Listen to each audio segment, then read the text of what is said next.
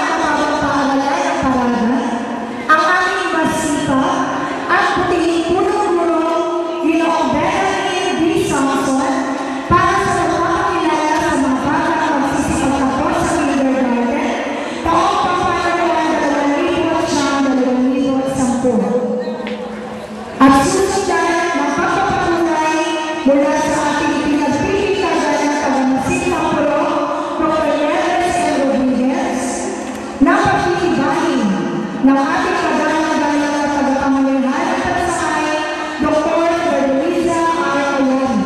Nakakawali ni Dr. Brian Lee, tagamasid pagsakay sa agham at teknolohiya.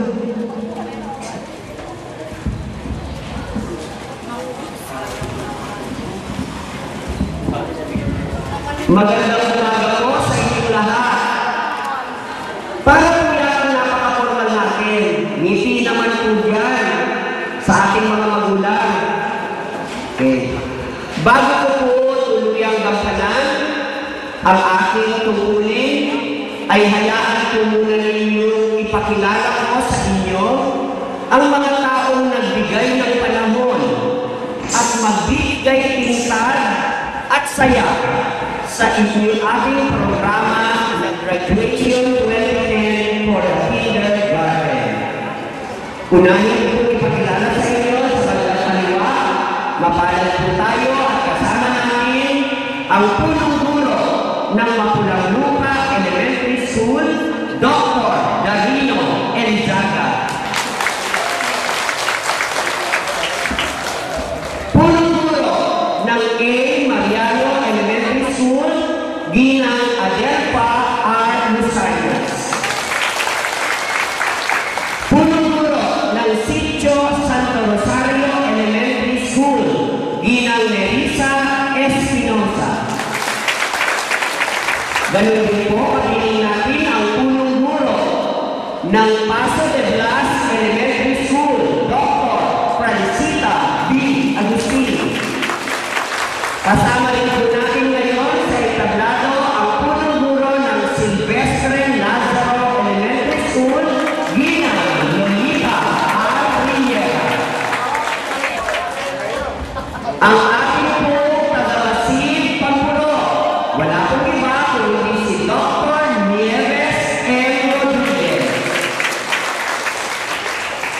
Ang ating tagapamalihanang pangsangay na si Dr. Floreliza A. Mayari ay kakatawanin ng ating tagamasid pansangay sa agham at teknolohiya at ang ating partner leader ng paaralang elementarya ng Paraga, Dr.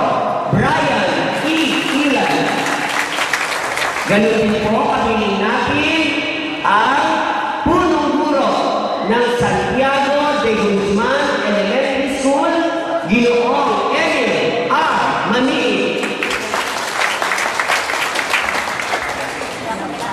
Last but not the least, ang ating pong kilala ninyo ito dahil galing din po siya rito ang punong guro ng Maysan Elementary School, Ginang Merly